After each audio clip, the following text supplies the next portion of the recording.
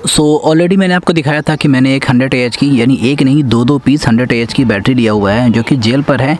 और इस पर मैंने आपको एक और चीज़ बताया था कि ये बहुत ही ज़्यादा सेंसिटिव होते हैं। जैसा कि आपको पता है कि आपकी जो लिथियम आयन या LiFePO4 बैटरीज होती हैं वो सेंसिटिव होते हैं, जस्ट वैसे ही ये भी सेंसिटिव होते हैं।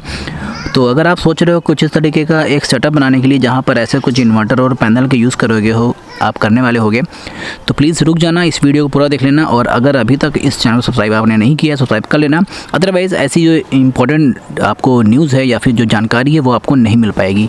पहली बात तो मैं आपको एक बार दिखाना चाहूँ तो इस बैटरी पर जो इसका चार्जिंग वोल्टेज है वो आप देख लो, 14.1 वोल्ट इसका मैक्सिमम चार्जिंग वोल्ट है और बूस्ट वोल्ट जो है वो 14 वोल्ट है। तो एक तरह से इसमें अगर आप समझ पाओ तो मैक्सिमम इससे 14.1 वोल्ट से ऊपर चार्ज नहीं कर सकते हो। अब बात रहती है कि बहुत से लोग सोचेंगे कि भाई ये बैटरियां सस्ती मिलती हैं। हाँ सच ये सस्ती मिलती हैं, इनकी लाइफ भी ठीक ठाक होती है, अच्छी खासी लाइफ होती है अगर आप इसे सही तरीके से चार्ज करो तो। लेकिन चार्ज करने का सही तरीका जो कि इस बैटरी के मैनुअल पर और इस बैटरी के बॉडी पर लिखा हुआ है कि मैक्सिमम 14.1 वोल्ट से ऊपर ना हो। और अगर आप इस तरह की इन्वर्टर के लेके चलें तो ये इन्वर्टर मात्र आपको 2,500-3,000 रुपये में 4,000 में मिल जाएगा। लेकिन इसकी प्रॉब्लम ये है कि ये पूरे के पूरे 14.5 वोल्ट तक चार्ज करता है। और 14.5 वोल्ट मतलब कि इस बैटरी को एकदम फुला देना। और चाहे ये हाथ का बना हुआ इन्वर्टर हो ये भी यही करता है, ये भी 14.5 वोल्ट तक ही चार्ज करता है। और इसे भी हम रीसेट या फिर कोई भी इसमें प्रीसेट नहीं लगा हुआ है कि मैं इसके चार्जिंग के वोल्टेज को सेट कर सकूं। चार्जिंग के एम्पियर को सेट कर सकते हो क्योंकि ये बैटरी जो है 20 एम्पियर तक की चार्जिंग को ले सकता है, मतलब फास्ट चार्ज हो सकता है, कोई दिक्कत नहीं। 5 घंटे में ये बैटरी फुल चार्ज हो सकती है। आपकी तेज़ाब वाली बैटरियाँ इतनी तेज़ चार्ज नहीं हो पाती। अगर वो C10 नहीं है तो C20 है तो बहुत ही स्लो होगी, C10 है तो थोड़ा बहुत फास्ट हो जाती है।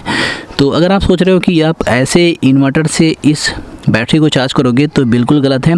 आपको इसे चार्ज करने के लिए एक ऐसे इन्वर्टर की ज़रूरत पड़ने वाली है जिसमें आप वोल्टेज को सेट कर सको, एम्पियर को सेट कर सको। खैर एम्पियर तो उतना बड़ा प्रॉब्लम नहीं है जितना इसमें वोल्टेज का रोल है। तो सोलर पैनल ले लोगे, सब कुछ ले लोगे, लेकिन आपका इन्वर्टर अगर ऐसा कुछ रहा बहुत ही बेसिक वाला तो मत लेना जेल बैटरीज। आपके लिए वही जो लेड एसिड की तेज़ाब वाली बैटरी होती है पानी वाली वही यूज़ करो, ज़्यादा बेहतर है। ये ठीक नहीं रहने वाली। इसे चार्ज करने के लिए सबसे बेस्ट इन्वर्टर मैं बताऊं तो UTL गामा प्लस जो आता है आपको 1 kVA वाला वो आप यूज़ कर सकते हो, 1.5 kVA यूज़ कर सकते हो। तो वहाँ पर आप चार्जिंग के वोल्टेज को अपने हिसाब से सेट कर सकते हो। वहाँ पर आप 13.8 भी रख लोगे। वैसे इसका जो सही चार्जिंग वोल्ट है वो 13.8 है। यहाँ पर अगर आप देखो तो 13.8 वोल्ट इसका जो है सिंगल नॉर्मल चार्जिंग है जो कि ज़रूरी है। और फ्लोट चार्ज का 13.7 है।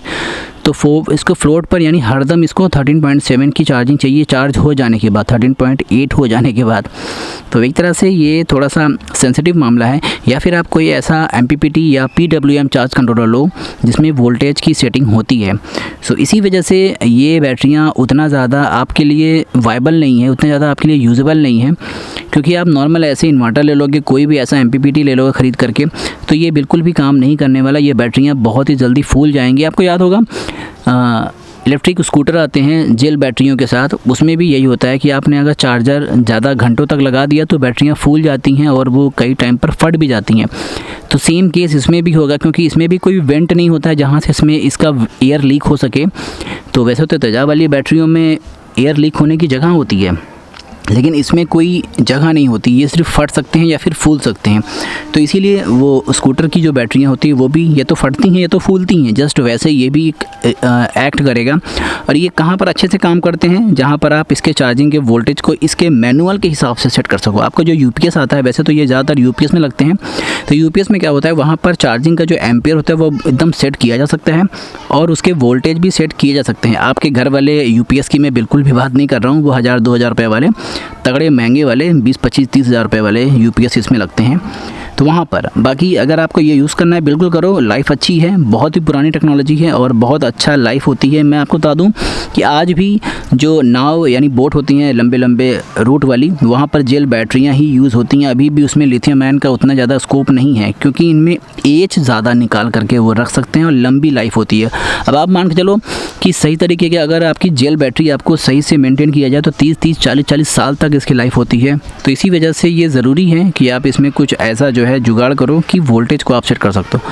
फिलहाल बस इस वीडियो में इतना ही बताना था आपको कि जो लोग अगर जल्दी आ करके जेल बैटरियाँ लेने की सोच रहे हैं तो प्लीज़ थोड़ा सोच करके समझ करके आपका जो वोल्टेज है वो मेंटेन होना चाहिए, अदरवाइज़ आप बैटरी बर्बाद कर लोगे। फिलहाल बाय बाय, इस वीडियो में इतना ही। सब्सक्राइब नहीं किया तो लास्ट में कह रहा हूँ सब्सक्राइब ज़रूर कर लें। चलिए फिर मिलते हैं नेक्स्ट वीडियो में।